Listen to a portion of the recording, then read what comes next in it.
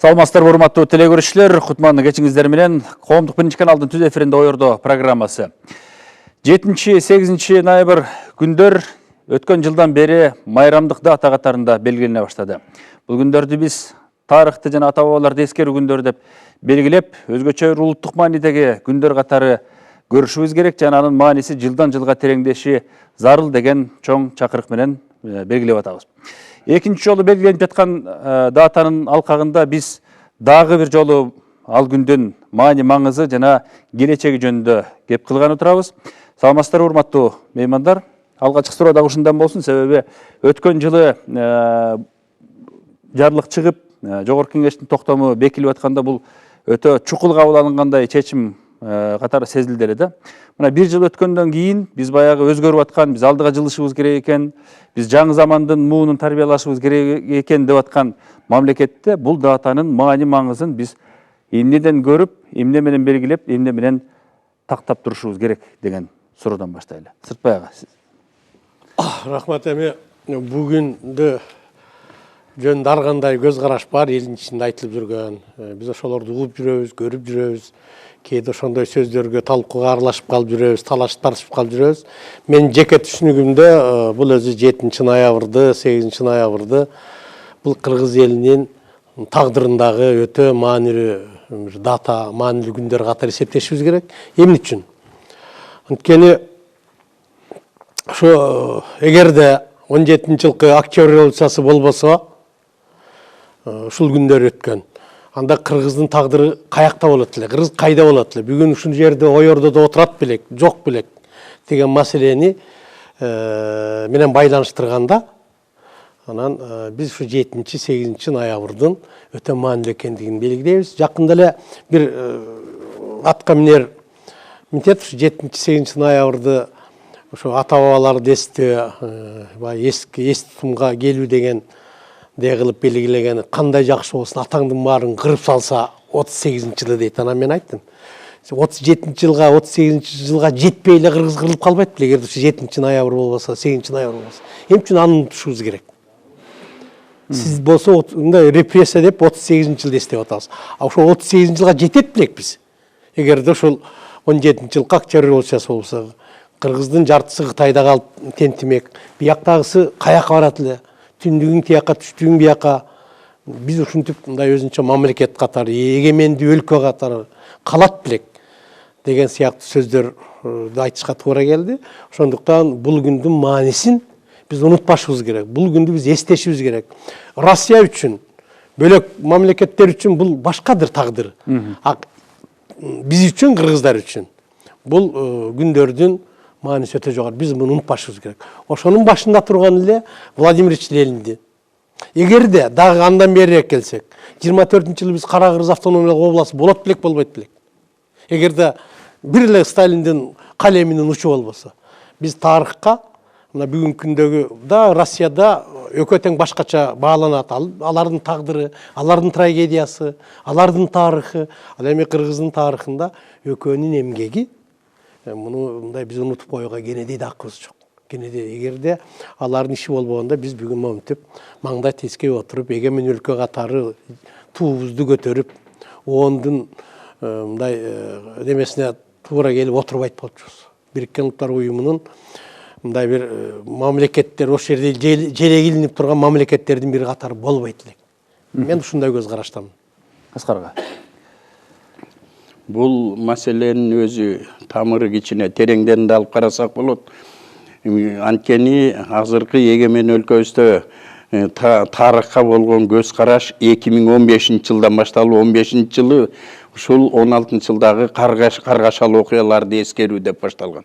16-жылы тарых жана маданият жылы деп жарыяланды. 17-жылы кайра эле маданият жана ыймандуулук жылы деп, анан кийин мына ушул менен бирге эле анан ушул тарыхты жана ата бабаларды эскерүү күнү деп жарыяланып, бул жарлыкта өзү негизинен 3 чоң окуяны камтыган. Биринчи 1916-жылдагы кыргыз элинин Россия империясынын колониалдык саясатына каршы улуттук боштондук күрөшү.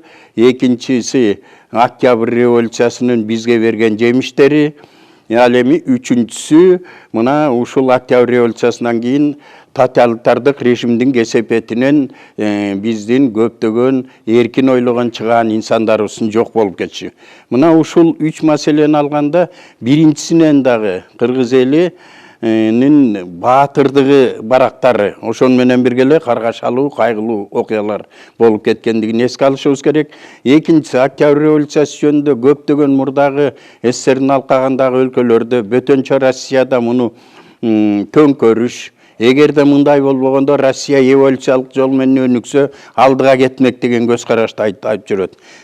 Бизде жарлыкта болсо ачык көрсөтүлгөн, мына Сыртбай деген туура айтты, муну Октябрь революциясы биздин кыргыз элин бөтөн элде, бөтөн жерде чачылып жок болуудан дээрлик сактап калды. Экинчиден мына биздин баарыбыздын ушундай деңгээлге жетип билим алышыбызга өнөр жайдын, айыл чарбасынын, маданияттын бардык тараптан өнүгүшүнө жол ачып берди. Бирок үчүнчүсү ушуну менен бирге эле негизи жанагы тоталитардык режимдин түзүлүшү, эркин ойлогон биздин чыгаан инсандардын бардыгынын ушул 30-40 жылдардын ортосунда көпчүлүгүнүн атылып, сүргүнгө айдалышын алып келди. Бизде тарыхта ар түрдүү айтып жүрүшөт, 40 миңден ашуун адам ушу репрессиянын курмандыктары болгон деп. Анан мунун мааниси эмнеде турат? Биринчиден мааниси биз өзүбүздүн тарыхыбызды, ата-бабаларыбыздын басып өткөн татаал жолун билбей туруп алдыга эч качан өнүгө албайбыз. Тарыхты эл түзөт. Эл түзгөндөн кийин демек ушу ата-бабалардын тарыхын биз советтик доордо тарыхты эч кандай тарыхый инсандарсыз карап калганбыз да. Мына эми ушул кайра куруу жылдарынан тартып эгемендик мезгилинде биз эми тарыхый инсандарыбызды кайтарып ала баштадык. Ошонун ичинде эле мына Көлдө Касым Тыныстанов, Ишеналы Арабаевдин бер жактан агартуучулар, кыргыз мамлекетинин түптөөчүлөр Баяли Исакеев, Жусуп Абдырахманов, Абдыкары Орозбеков жана ондогон адамдардын атылып кетиши, булардын болгон трагедиясына жол бербеш үчүн биз аларды дайыма кийинки муундарга жеткиликтүү түрдө жеткирип, айтып, жаңыртып турушубуз керек да. Бүгүн эле ушул багытта Улуттук Илимдер Академиясында эл аралык конференция өттү. Мына баарыбыз тең ошол жерде катыштык. Аз сөз нугунага дагы алып келебиз. Анан Кыяз ага, ошол жарлыкта көрсөтүлүп турат да, мына бул биз Октябрь революциясынын 100 жылдыгына карата кабыл алынган жарлык болгону менен жалпы кыргыздын тарыхы ушул өңүттө бир тереңден изилденип, анан ырааттуу биз ким элек деген суроого өтө так жооп бере турган иштин дагы бир өңүтүндө негизинде ушул нерсе туруш керек деген жазылып турат да, көрсөтмөчү. Ушул жагынан алганда биз баягы жөн эле Октябрь революциясы менен чектеп салбай, кенен караганда канчалык биз кадам жасай алдык ушул жакта? Туура, бул жогоруда агайлар айткандай, буга чейинки ар бир жылды белгилеп келген ошол маселелердин баардыгын логикалык жыйындысы болду десек болот. Себеби бул жерде тарых жана ата-бабаларды эскерүү күнү деп атпайбызбы? Бул жерде эң негизгиси кыргыз эли, жалпы кыргызстандыктар өз тарыхыңарды билгиле, унутпагыла деген бул чоң бир нерсе турат. Тарыхты ошон үчүн өзүнчө бөлгөндө, жарлыкты даярдатканда дагы ушу тарыхты өзгөчө көргөзгөн. Себеби өзүңдүн тарыхыңы, өзүңдүн өткөнүңдү билбесең, анда сен дөнөнбай болуп каласың, маңкурт болосуң деген бул жерде чоң бир эскертүү турат. Ошон үчүн тарыхка өзгөчө көңүл буруш керек деп. Анан ага чейин баягы чачкын белгиленип келбедиби?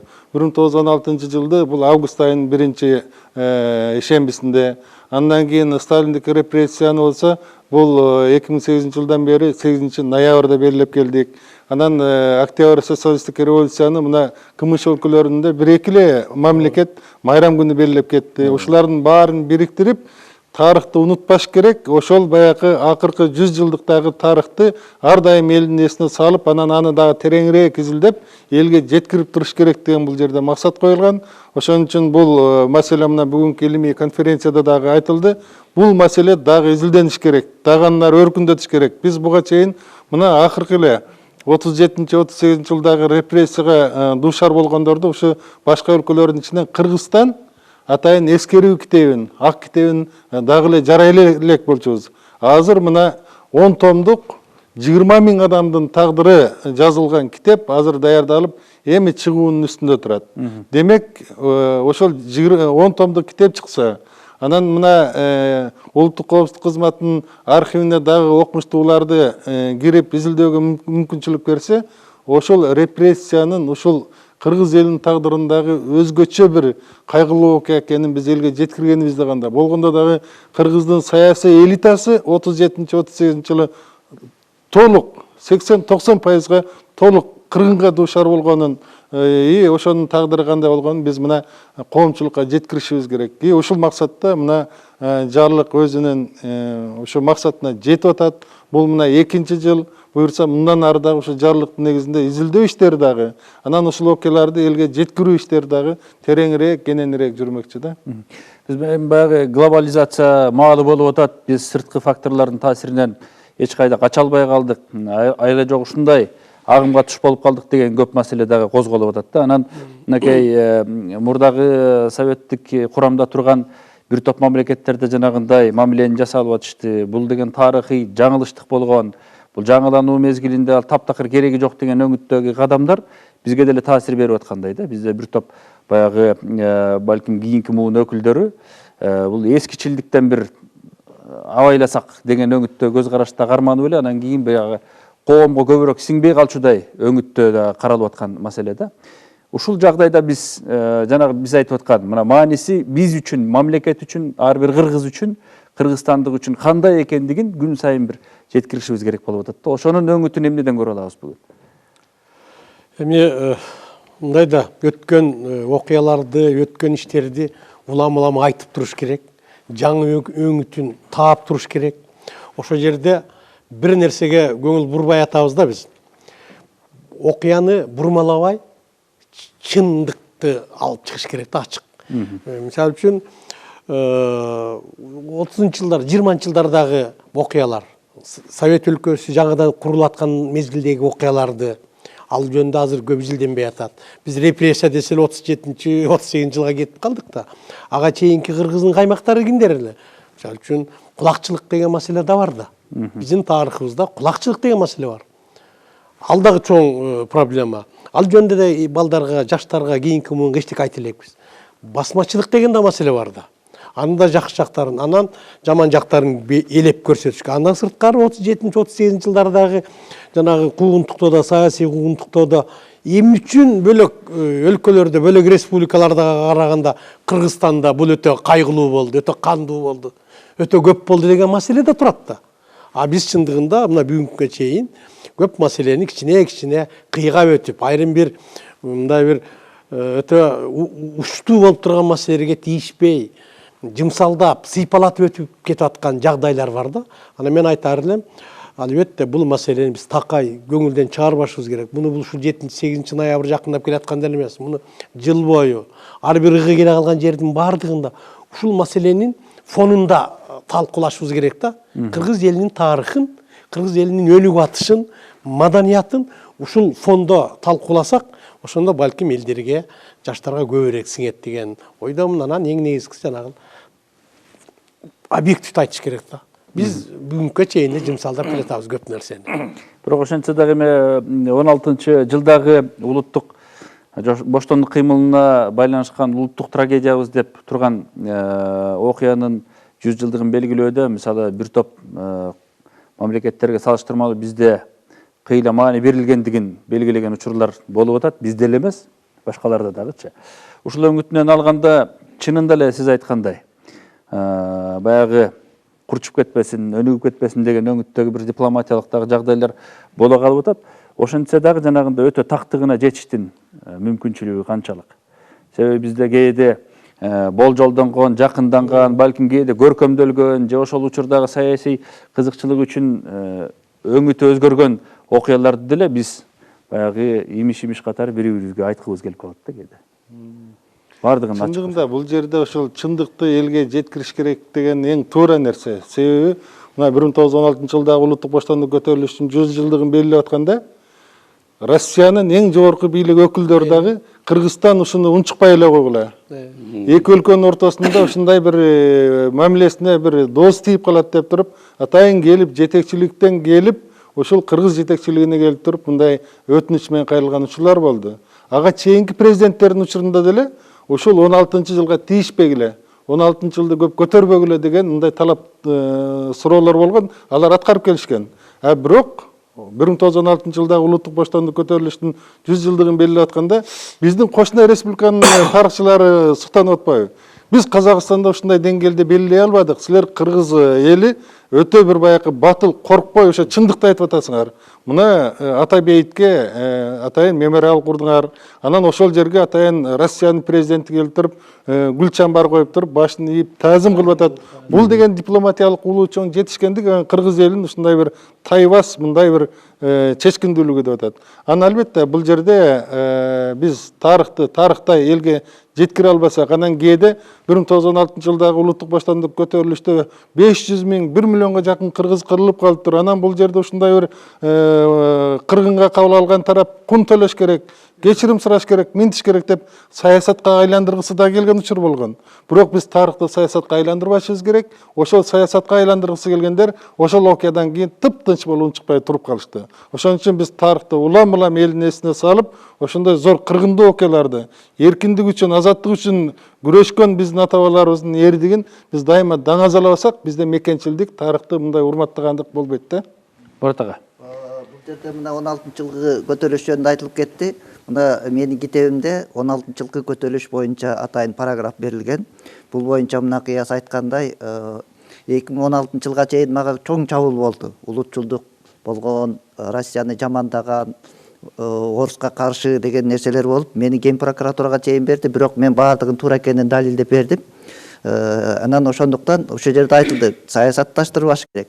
Бул биз тарыхты 16-жылда окуя болобу, 17-жылда окуя болобу, кийинки окуяларды биз трагедия катары кабыл алып, ушул трагедиянын кайталанбасына жетиш үчүн биз балдарга берип атабыз. Депчи, эгерде эгемендигиңди сактай албасаң, башка бирөө көз каранды болсоң, ушундай сөз, ушундай тагдыр күтөт. Демек, бүгүн өзүбүздүн эгемендүүлүктү барктап, сактап калышыбыз керек. Ошондуктан биздин тарыхтын эң негизги максаты, биздин миңдеген жылдардагы тарыхыбыздагы ата-бабалардын ошол эркиндик үчүн, теңдик үчүн күрөшкөндүгүн, ошолордун мисалында алып, биз жаш муундарды тарбиялашыбыз керек да.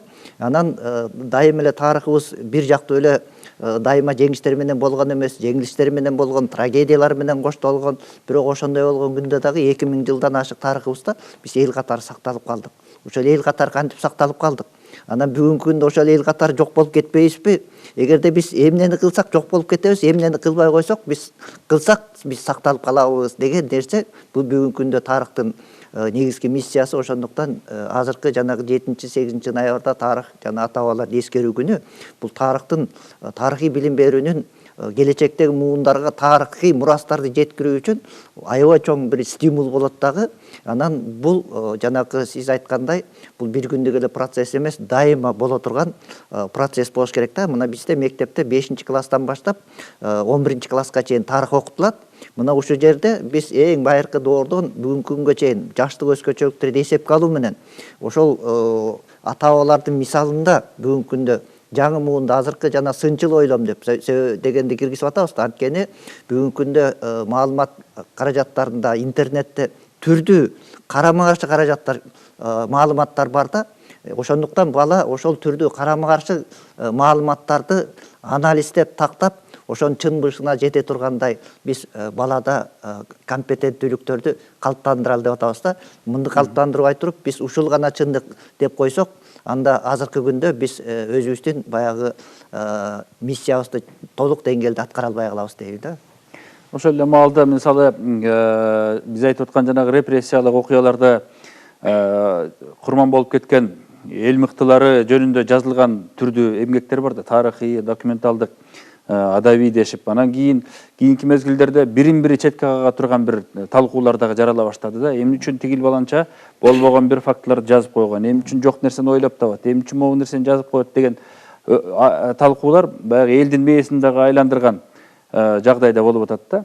Ошон үчүн бир системага түшкөн бир мына так элдин тарых жөнүндө суроосуна туура жооп бере ала турган изилдөөлөр мааниси жөнүндө. Албетте, мындай маселе көтөргөндө бизде мындай жалган патриоттор деген бар. Же болбосо оппозиция деп да коюп жүрөбүз. Мына ушулар көпчүлүк учурда өзүнүн атын чыгарыш үчүн эле тарыхты бурмалап, анан кийин башка бир чуулгандуу нерселер менен айрым учурларда ушу улуттардын ортосунда ажырымга алып келе турган нерселер жазып жиберип атышат. А бирок тарых жалаң фактыларга таянат. Ошон үчүн кургак фактыларды ушул багыттагы изилдөөлөрдү андан ары тереңдетип улантыш керек. Мунун багытта бизде изилдөө мына эгемендүүлүк башталгандан бери иштеп келаткан адамдар бар. Көз өтүп кеткен Жеңиш Шунушалиевич, андан кийин бизде Зайнидин Карпекович Курманов, Владимир Михайлович Плоских, баштабыш архивтерди иштеген Жуманалиев, Акылбек Жуманалиевич, жана да башка бир топ ондогон тарыхчылар ушул багытта репрессия болгондордун тегерегинде кийинки муундардан телевидениеде, радиодо активдүү катышып жүргөн Жумагул Байдилдиев, Аида Кубатова мына ушуларды изилдеп келатат. Эми тарыхый фактылар менен жазылган нерселерди жанагындай болуп кетпеш үчүн ушундай мезгилдүү басма сөз аркылуу маданияттын жанагы театрда, башка жерлерде кеңири ушуну көркөмдөштүрүп, жалпы массага жеткирүү керек да. Ошондо элдин коомдук аң сезими жогорулап, Мурат айткандай, чын төгүнүн аңдап алууга өзлөрүнүн мүмкүнчүлүктөрү түзүлөт да. Ошол эми бул акырындап калыптана турган нерсе чын менен. А дегенде эле бардыгын тең ушул эгемендүүлүк жылдарында чын менен жазганда арты келип, ар бир коктудан чыккан чоң аталарыбызды баатыр кыла баштадык. Мына ушул нерселерден кутулуунун жолу ушул да.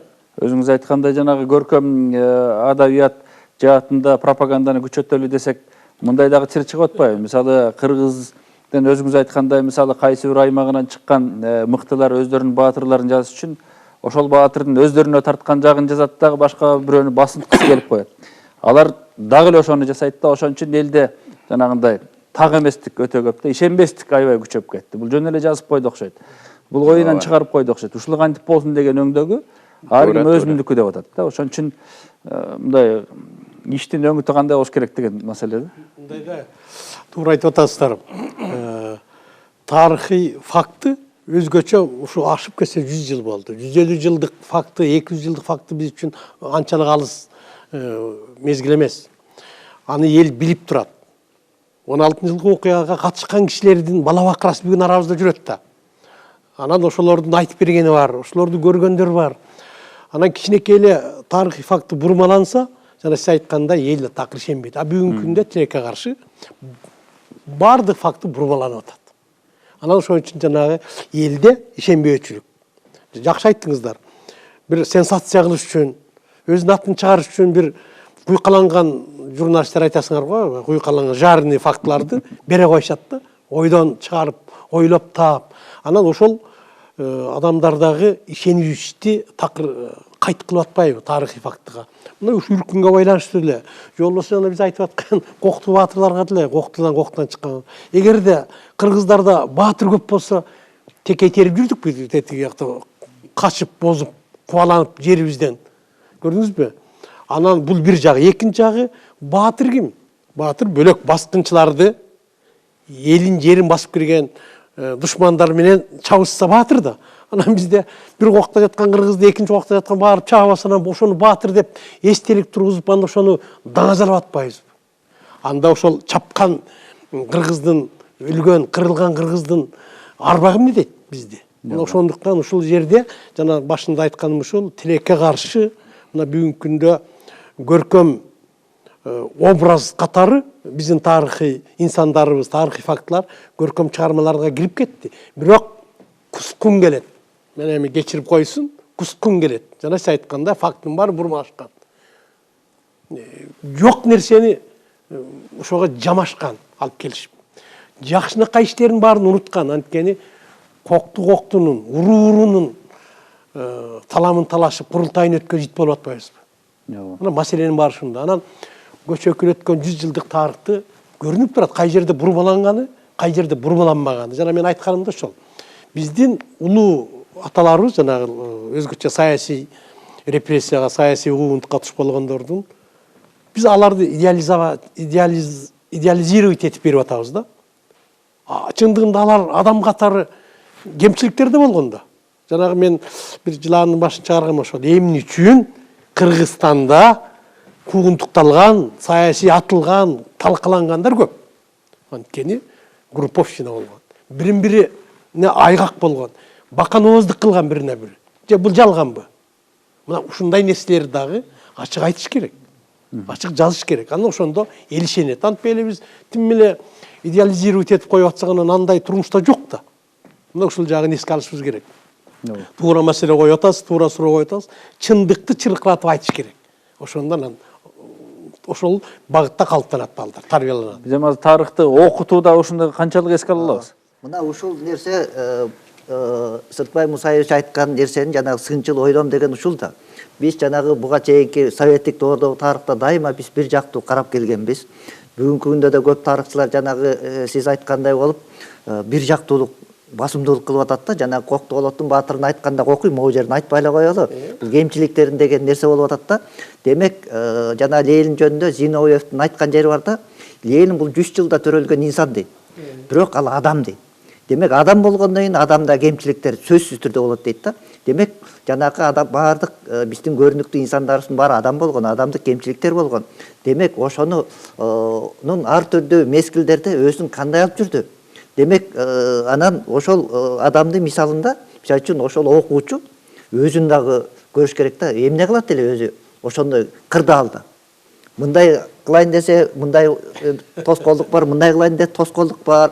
Демек анын кээ бир жасаган иш аракеттери аргасынан жасалган, кээ бирлери атайын жасалган, кээ бири ичкүчүлүктөн жасалган дегендейчи. Анан эми тарыхты толук идеалдуу чындыкка жетебиз деген бул баягы жетпей турган бир нерсе. Бирок салыштырмалуу түрдө жетсе болот да. Анан бизде мисалы үчүн тарыхый билим берүүдө бар да. Тарыхты ар бир муун өзү жазат дейт да. Тарыхты жазып атканда биз өзүбүздүн келечегибизди карап туруп суроо беребиз. Бул келечекте биз кандай болот? Мисалы үчүн мамлекеттүүлүктү жоготуп алабызбы, жоготпойбузбу? Тилибиз жок болуп кетеби, эл катары жок болуп кетебизби? Ошол жок болбош үчүн өткөндөгү мисалга биз кайрылабыз да. Анан өзүбүздүн жоопту беребиз. Бул биздин жооп, субъективный жооп да. Анан ошол жооп менен биз өзүбүз канааттандырабыз да. Бирок ошол эле жооп же мурунку муунда, же кийинки муунда бул башкача жооп болуп калышы мүмкүн да. Бирок тарыхты окутууда жанагындай адабий чыгарма же болбосо пропагандалык курал катарындагы жагдайга жараша идеологиялык формага салып туруп бул терс, бул оң каарман өңүтүндө мамиле болбош керек. Ошол болбош керек. Анткени мурда кара ак деген болуп, бул жакшы же бул жаман деп койчу, азыр болсо түстүү болуш керек. Демек ошол жакшынын ичинде дагы баардык нерсе бар. Анан аны бир жактуу жаман деп койгондо болбойт, бир жактуу жакшы деп койгондо да болбойт деген нерсе болуш керек да. Демек коомдо болуп аткан процесс, мисалы үчүн биз эртең эмне болорун, бир сааттан эмне болорун өзүбүз билбейбиз да. Ошол сыяктуу эле ошол эле адамдар анын келечекте эмне болорун билген эмес. Демек белгисиздик түгөстөй алар кадам ташташканда, ошондуктан алардын жасаган кээ бир кадамдары туура болгон, кээ бир кадамдары жаңылыштык болгон, кээ бир кадамдарды атайын эле туура эмес жасаган да. Ошондуктан буларды баягы илимпоз окумуштуулар анализдейт. Ал эми мектепте билим берүү бул окуучунун ойлонуусун. Демек тарых деген бул татаал нерсе экен. Бир эле жактуу чечип койгонго болбойт экен. Аны бир жактуу күнөөлөгөнгө, бир жактуу жамандаганга, же болбосо бир жактуу идеализациялап мактаганга болбойт экен деген нерсени алып барыш үчүн мынакей биздиги бүгүнкү күндөгү билим берүүнүн максаты ушул да. Себеби бүгүн интернетте аябай көп маалымат бар да. Ошондуктан биз балага ошол түрдүү маалыматтардын арасында өзүн жоготуп койбой, анан өзүнүн багытын билгендей нерсени биз калыптандырсак, анан ошондо биздин жанакы тарыхыбыздын ролу өсөт. Ошол өзөктү эмне түзүш керек? Бул билим берүү академиясы иштеп чыккан программа түзүш керекпи, же болбосо Кыяз агайлар жазып чыккан бир китеп түзүш керекпи, же эмне түзүш керек? Бул жерде эки нерсе бар да. Тарых илими деген бар, тарыхый билим деген бар. Тарых илими баардык процесстердин баарын мүмкүн болушунча изилдейт. Ошол илимдеги изилдөөлөр тарыхый билимге келет. Бирок толук деңгээлде 100% келбейт да. Анткени аны биз жаштык өзгөчөлүктөргө карата, ошол мектептин теги программасына ылайыктап биз иргеп алабыз да. Ошондо баягы бирок бурмалабайсыңар да бирок.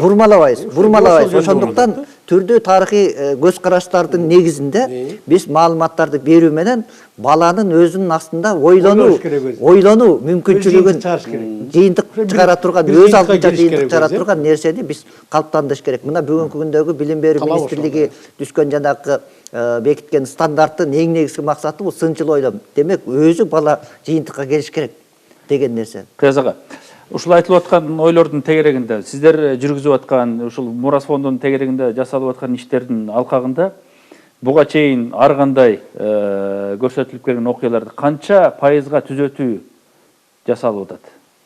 Эми негизи жанакы тарыхты терең изилдей келгенде ошол терең далилдей турган архивдик булактарга байланыштуу да. Мисалы үчүн биз бүгүнкү күндө мына Кытай тарыхчылары менен жаңы келишимди түздүк. Алар мына архивдик документтерди терең изилдөө үчүн азыр мына ишти башташты. Эгерде азыр Кытайдан жаңы бир архивдик документтер табылып кала турган болсо, ошого жараша тарыхтагы ошол жаңы табылган архивдик материалдардын негизинде башкачараак өңүттө жазылат. Мына 1916 жылдагы улуттук боштондук көтөрүлүш боюнча мына биздин устатыбыз Кушбек Усанбаевич аябай терең изилдеген. Бирок дагы эле мына Алматыда мен бир 2-3 жыл отурдум. Ошол жердеги жаңы архивдик материалдарды алып чыкканда, ал жерден дагы эле бир жаңы өңүт чыга берет. Анан бул жерде мен маселени мындай айткым келет. Мына ата-бабаларды эскерүү күнү деп репрессиянын 80 жылдыгы болуп атпайбы? Ошол жанакы биздин 20-30 жылдардагы улуттук элита, саясий элита менен бүгүнкү саясий элитаны бир салыштырып, коомчулукка мындай айткыбыз келет да.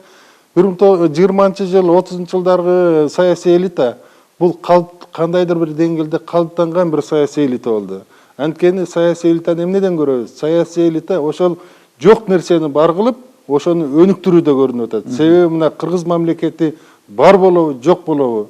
Түштүгү Тажикстан менен Өзбекстанга, түндүгү Казакстанга кошулуп кетсин деген кыйын кырдаалда биздин ошол бүгүнкү күндөгүдөй 2-3 диплому жок, профессор, академик деген наамы жок, биздин ошол жогорку окуу жайын бүтпөгөн саясий элитанын өкүлдөрү ошол күрөшүп отуруп туруп, 7 жыл күрөшүп отуруп туруп, 24-жылы биздин мамлекетти түптөп калды. Анан ошол мезгилдеги саясий элита бүгүнкү күндөгү саясий элитага караганда мамлекетти өнүктүрүп, түптөп, анан өздөрү жөнүндө ойлонгон жок, үй бүлөсү жөнүндө. Ал мезгилдеги саясий элита көпчүлүгү 90% акактай таза, өзүнүн мына Абдыкадыр Орозбеков Москвага атайын жыйынга барарда кийип барарга жаңы кийими жок, карыз коола акча сурап туруп, анан ошо жаңы кийим алган. Андан кийин азыркы кийин 91-жылдагы саясий элита ошол 30-жылдарда түзүп берген, өркүндөтүп берген, өстүрүп берген саясий элита негиздеп берген мамлекеттүүлүктү мына эгемендүүлүккө жеткенде алар мына кыйратуу жолуна салышты. Туңгуйка салышты. Мамлекетти байытып кетүүнүн ордуна, эгемендүүлүктү андан ары күчөтүп кетүүнүн ордуна алар жеке үй бүлөлүк баюу, кызыкчылыкты биринчи планга жылдырдагы биздин ошол 30-жылдардагы саясий элита менен бүгүнкү күндө саясий элитанын ортосунда чоң бир ажырым пайда болду. Ошон үчүн ушуну биз баягы коомчулукка бүгүн мына 80 жылдыкты, репрессиянын 80 жылдыгын өткөрүп атканда, ата-бабаларды эскерип атканда коомчулукту ушул жагына да көңүл бурдургубуз келет. Себеби өткөн биздин ата-бабаларыбыздын таза мамлекет үчүн жасаган аракети менен бүгүнкү биздин саясий элита таза аракет жасап атабы? Бүгүнкү күндө бизде саясий улуттук элита бүгүн барбы түптөлгөн? Мына ошондой маселе козголуп атат. Бүгүнкү күндө ачыгын айтканда бизде 30-жылдардагыдай саясий улуттук элита, калыптанган элита жок болгондугу үчүн бүгүнкү күндө ушундай бир кыйынчылыктарга дуушар болуп атабыз. Ушуну тарых дайыма мындай бизге сабак берет, ошол сабакты бүгүнкү күндө турмуш менен салыштырышыбыз керек да. Элита жөнүндө айтканда 24-жылдагы мамлекеттик архивдеги документтерди карап отуруп, анан карадык да, сап-сары болгон кагаздарда. Анан эмнеге үчүн дегенде, 24-жылы автономдуу область түзүлгөндө мамлекеттин каражаты жок болгон, эң арзан кагаздарды алышып, анан тиги председатель Ревком өзү Айдарбековдор өздөрү машинкага басып жасашкан да. Анан алардын жана кызматтык машинасы, атайын кабинеттери, жардамчылары, секретарлары болбогондугун, жумушка жөө баргандыгын айтсак болот да. Демек алар ошол мамлекетти түптөп атканда баардык кыйынчылыктардын баардыгын өздөрү баштарынан өткөрүп көтөрүп туруп анан келишкен да. Бүгүнкү биздин атка минерлердин өзүнүн жардамчылары бар, секретарлары бар, атайын компьютерлери бар, кызматтык кымбат баалуу машиналары бар. Анан кыргыз мамлекети жыргабай атпайбы? Ушул маселелердин өңүтүндө алганда биз жасай турган, эске ала турган жагдайлар, маселелер канчалык экендиги көрүнүп турат да. Анан жанагы биз кептин башында белгилеген жарлыкта мына Маданият министрлигинин дагы чоң милдети коюлган. Мына ушул жарлыктын алкагында жүрө турган иштер, жүрүп аткан иштер, ушул тарых жана ата бабаларды эскерүү деп аталган күндүн маани маңызын жалпы коомчулук сиңирип алышы үчүн иштер керек деп көрсөтүлгөн да. Туура айтасыз. Туура айтасыз. Агайларыбыз абдан жакшы, мындайча айтканда, таамай өзлөрүнүн ойлорун айтып кетти. Чындыгында бул 2017 жылы кабыл алынган Кыргыз Республикасынын президенти тарабынан кабыл алынган жарлык биз үчүн абдан бир жакшы негиз болду десем жаңылышпайбыз. Себеби мына быйыл 2018 жылы ушул тарых жана ата бабаларды эскерүү жылы экинчи жолу белгиленген турат да. Бүгүнкү күндө улутубуздун улуулугун, артта калган тарых барактарын келечектеги муунга жеткирүү үчүн анын тарыхтагы так даталарды, тарыхтагы тактыкты улуу муундан кичи муунга, жаштарга, өсүп келе жаткан муунга так жеткирүү үчүн бүгүнкү күндө билим берүү системасы, ошондой эле маалыматтык, мындайча айтканда пропагандалоо абдан бир негизги орундардын бири десем жаңылбайм. Себеби биз айтып жатабыз, чындыгында бүгүнкү күндө тарых илиминдеги изилдөөчүлөр, тарыхчылар көптөгөн, мындайча айтканда, ачыла элек дагы бир жаңы барактар бар деп жатабыз. Демек, бул тарых жана ата бабаларыбызды изилдөө муну менен токтобош керек, үзгүлтүксүз негизде жүргүзүлүш керек деп айтабыз. Себеби учурда улам тарых барактарын ачкан сайын жаңы бир ачылыштар да келип чыгып жатат. Андыктан бүгүнкү күндө Кыргыз Республикасынын Маданият, маалымат, туризм министрлиги ушул тарых жана ата бабаларды эскерүү, мындайча айтканда, күнүн белгилөө, мындан ары андан ары пропагандалоо максатында атайын иш-чаралар планын дагы иштеп чыгып өкмөткө киргизген. Өкмөт тарабынан бул иш-чаралар планы бекитилди. Мына агайлар айтып атат, илимий практикалык конференция өткөрүлүп атат. Мындан сырткары ошол 1916 жылдагы улуттук боштондук, 1917 жылда дагы февраль-октябрь революцияларды атабыз. 20 жана 30 жылдардагы ошол саясий репрессиянын курмандыктарды атабыз. Себеби дегенде ошол кездеги биздин саясий элитабыз деп койсок дагы болот, жаңылышпайбыз.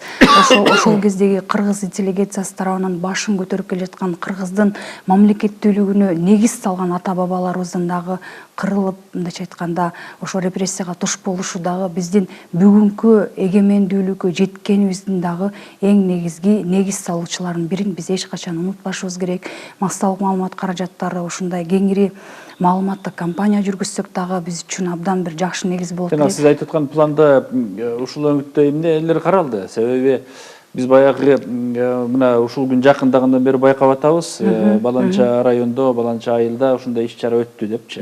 Анан биз жаңы эле белгилеп өткөн жанагы мисалы ошондо жооптуу кызматта турган адамдар деле айтылган, жана биз ардактап бүгүн атын эскерип аткан адамдарыбыз жөнүндө сөз кылып атат да. Бирок ошонун мааниси канчалык жугумдуу, жүрөктөн чыгып айтылып, анан кийин коомдук позициядан кетип аткандыгын түшүнгүбүз келет да бизчи. Ошол жаатта туруктуу иштин болушун кантип камсыздайбыз биз бүгүн? Туруктуу иштин дайыма үзгүлтүксүз болушун ошол азыр айтып өттүм, иш-чаралар планы бекитилип чыккан депчи. Билим берүү мекемелеринде массалык маалымат каражаттары аркылуу ошол жеке гана ошол 7-8 ноябрь гана күндөрү ошо тарых жана ата бабаларды эскерүү күнүндө гана эстебестен үзгүлтүксүз негизде пропагандалоо, мекенчилдикке тарбиялоо максатында дагы иштер жүргүзүлсө деп жатабыз. Мына 16 жылдагы Үркүндүн 100 жылдыгы деп белгиледик. 80 жылдык мынакей улуу репрессиянын 80 жылдыгы деп атабыз. Бул багытта ошол жерлерде, аймактарда ошо маданият үйлөрүндө, биздин массалык маалымат каражаттарында, билим берүү мекемелеринде жаштарды тарбиялоодо, жогорку окуу жайларда дагы илимий практикалык конференцияларда, мындан сырткары атайын ошо тарыхыбыздагы болуп өткөн улуу муун басып өткөн жолду ушул маданият кызматкерлери менен дагы театрлаштырылган бир иш-чараларды көргөзүп, чындыгында кыргыз эли кандай кыйын күндөрдү басып өткөнүн ушул эскерүү, унутпоо максатында дагы көп иш-чараларды өткөрсөк деп турабыз да. Дагы конкреттештирип дагы иш-чаралар керек го деп ойлойбуз да, себеби бул жеке эле маалымат менен чектелип калуудагы мүмкүнчүлүк бербей атат. Бул окуу процесси болуш керек болуп атат. Бул турмуштук бир процесске айланыш керек болуп атат да. Мен момундай бир бүгүн дагы академияда болгон конференцияда отуруп оюма келди да, эмне үчүн ушул репрессия болду? Мунун башатыгы эмнеде, себеби эмнеде деген маселени мен балким дагы бул багытта адис болбогондуктан билбей жүргөн чыгармын. Бирок мен жаман акылымда мына бүгүнкүгө чейин ушунун себебин айтпай келатабыз да, жаап жашырып келатабыз. Менин түшүнүгүмдө анткени да революция бизге керек болгон кыргыздар. Бирок ошол революция жасалгандагы түзүлгөн мамлекеттин табияты кандай эле? Мен ошол жактан баштасакпы деп ойлойм да. Совет мамлекети өзүнүн табиятында, жетесинде по природе дегендей. Бул өзү таптык мамлекет да. Таптык идеологияга негизделген мамлекет. Биринчи күндөн баштап бул жерде стратегиялык чоң идея болгон. Мына Совет элин түзүү деген. Турабы ушундай? Ушунду окуп келдик го баарыбыз. Совет элин түзүш керек. Ошол Совет эли түзүлгөндө бүт улуттардын ортосундагы тосмонун баары кыйрайт, гүлдөп өсөт, анан биригет дебеди беле. Бир улут пайда болот. Антип айтышкан жок, бир улут пайда болот. Бирок Совет эли түзүлөт дебеди. Совет эли эмне эле? Кандай эл болот эле? Ким башкарат эле? Кайсы тилде сүйлөйт эле? Кайсы маданият өнүгөт эле? Мен алфавит маселеси боюнча ушундай иштеп, анан өткөндө китеп чыкты. Чырмалышкан тагдырлар деген китеп жаздым. Ушул биздин саясий элитанын өкүлдөрү, башында Абдырахманов, Касым Тынысхан, Бишенал Арабаев, анан кийин бери келип Болот Инсалиев. Бирок ошолордун баарынын башында байлап турган Манас болгон да. Манас эпосу болгон. Бардык ушул эпос менен чырмалышып, аягында запкы көргөн ушулар. Кийин ошонун жыргалында көргөн. Анан ошондо карап отуруп, биздин алфавитизм ушундай болуп калышы. Алфавит идеологияны ээрчитет деген чоң гректерден бери келаткан сөз бар. Аны ошондо карап отуруп, биздин мамлекеттин табияты бул өзү таптык мамлекет. Ошон үчүн ушуга келдик. Ушундай абалга келдик. Акырындан арканды алыс ыргытып коюп, стратегиялык ушуга алып келиптир деген маселеге мен жаман акылымда келип турам. Ошон үчүн биз балдарга, жаштарга конкреттүү иш-чара катары ушулардын себебин көрсөтүшүбүз керек. Биз тартынбашыбыз керек. Ачык сүйлөшүшүбүз керек. Ачык сүйлөшүшүбүз керек. Же болбосо Совет эли деген маселени чечмелесеңиздер, каяктан чыгып, каяка баратканы көрүнөт да. Мен ушундай көз караштамын. Агай. Бул иш-чараны элге жеткирүү үчүн биз ар түрдүү пландарды иштеп чыгуу жөнүндө да кеп кылып атабыз. Мен жакында эле Фрунзе музейинде болдук. Мына ушул музейде репрессияга кабылгандарды, тарыхты жана ата-бабаларды эскерүү күндөрүнүн алкагында чоң иш-чара уюштуруштур да. Мен ошол жерден сүйлөп айтып бергенден кийин окуучулар, студенттер, анан мындай коомчулуктун өкүлдөрү чакырылган экен да. Аябагандай көптөгөн суроолор берилди. Тарыхка болгон кызыгуу, өткөн мурастарга болгон кызыгуу күч алып келаткандыгын көрсөтүп атат да. Эми муну ушу бир калыпта бардыгына жеткирүү үчүн илим канчалык жогорку деңгээлде өнүксө, билим берүү да ошончолук тереңдейт. Мына Мурат айтты, чын менен илим менен билимди интеграциялоо жолуна түшүш керек дагы, ошол илимдин жетишкендиктерин дайыма билим берүү тармагында иштеген мектептегилер менен биригиштеп ушу жаңылыктарды киргизүү жолу менен мектепте балдарды тарбиялоонун жолдорун табыш керек да. Анан бул күнүмдүк, тынымсыз жүрө турган процесс. Анан Сыртбай айтып атат да, түпкү тамыры жөнүндө каяктан, эмнеден пайда болду деп. Бул тарыхчылар үчүн өзү негизи белгилүү нерсе, а бирок кеңири коомчулукка популярдуу түрдө жазылбагандыктан жетпей атат. Анын тамыры биринчиден Россия монархиялык мамлекет көп жылдар бою жеке бийлөөчүлүккө негизделип кеткен. Анан марксизм, ленинизм илимин негиздөөчүлөр революция социалисттик, өнүккөн капиталисттик мамлекеттерде бир катар жерде ишке ашат деген. Андай болбой, революция мынау большевиктердин таасири менен артта калган Россияда ишке ашып кеткен дагы. Анан ошондо эми Россия белгилүү жанагы немени башка мамлекеттерден болгон контрибуцияны, карыздарын төлөбөйбүз деп чыкты. Андан кийин Жаш Совет мамлекетин таптакыр блокада кылган учурда ошол башкача ойлогондорду, башка көз караштарда болгондордун баарын сүрүп, тоталитардык режим менен бекем кармоо мына ушул түптөлө баштаган. Мына ушундан түптөлүп отуруп, анан бул акырындык менен өнүккөн дагы биринчи 29-жылдары жерлерде жанагы кулакка тартуу, кулакчылык деп айтпадым. Ошондо Кыргызстандан эле бир 3000ден ашып үй бүлөнү Украинага, башка жактарга которуп ийген. Андан бул көбүнчө интеллигенцияны же болбосо саясий элитаны тазалоонун жолу бул партияны тазалоо деген шылтоо менен эле тазалап турушкан да, мына ушунун баары алып келген. Ошонун баары дагы ачык көрсөтүлүш керек деген камтылып атат да. Сиздердин мына Мурас фондунун көз карашы, мындан аркы ушул тарыхты жанагындай биз ачык, туура, анан кийин элдин ишенимине бара турган, элдин ишенимин ала турган деңгээлге жеткириштин жолу. Биз ошол мына тарыхты элге жеткирүүдө окуу китептерин болобу, илимий иштерди болобу, жазган эмгектерди жазганда жанакы супсак эл окубай турган тилде эмес, эл кызыгып окуйт турган бир өңүттө жазганга өтүшүбүз керек болуп атат. Себеби кээ бир окуу китептеринде ачык эле айтыш керек. Окуганда адамдын уйкусу келет же зеригип китеп таштап койгон учур болот. Анан мына Маданият министрлиги дагы азыр Айнура дагы ошону кичине эмете албай калды. Маданият министрлигине атайын каражат бөлүнүп, анан ошо репрессияда кыргыз мамлекеттүүлүгүнө өзгөчө салым кошкон инсандар жөнүндө атайын майда роликтер, атайын бир фильмдерди тартуу боюнча атайын каражат бөлүнүп, анан ошол атайын ушул сынак жүрүп, анан ошол бир топ инсандар жөнүндө жакшы фильмдер тартылган. Негедир мына 80 жылдыкта ошону телевидениеден көп көрбөдүм. Ошол ар бир телевидениенин контентине киргизип, анан ошол инсандар жөнүндө бир 20дан ашык инсандар жөнүндө жакшынакай бир кыска бир жакшы документалдуу мындай көрсөтүүлөр даярдалганда, мына ошолорду жатык тил менен жандуу кылып туруп жанагы элге жеткирсе, эл ошондо дагы баягы тарыхка болгон кызыгуусу артат. Анан кийин албетте бизде дагы эле изилдей турган көп маселелер бар. Мисалы үчүн мына репрессияга дуушар болгон кыргыздын элиталары кайдан чыкты деген маселе, ошонун өткөн ата бабалары жөнүндө бизде дагы эле изилдөө маалыматтар аз.